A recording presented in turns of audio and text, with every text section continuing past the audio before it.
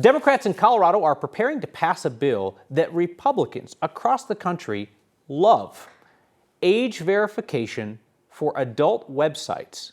Our Jaleesa Arizari looks at this idea's bipartisan support and some privacy concerns.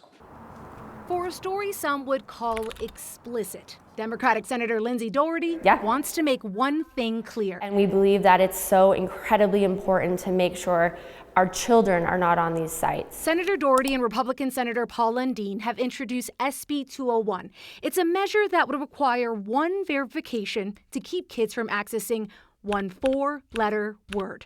And there's apparently a few ways to do that. It's not difficult. Like taking a quick selfie. Ian Corby with the Age Verification Providers Association says AI software could be used to estimate a person's age.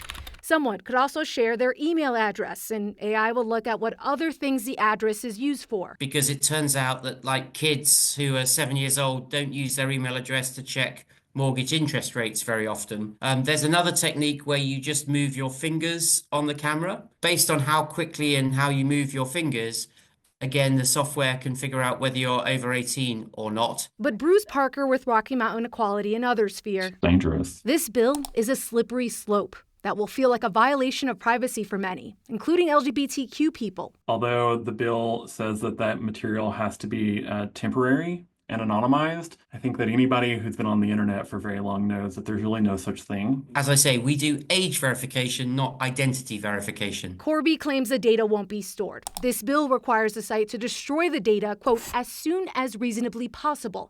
Senator Doherty says people should believe that and take this bill for what she says it is. This is about protecting children. It's not explicitly clear if everyone agrees with that. I think there are meaningful ways to protect kids from being exposed to material that is bad for them, and none of them involve giving companies like Pornhub more power to collect data about us.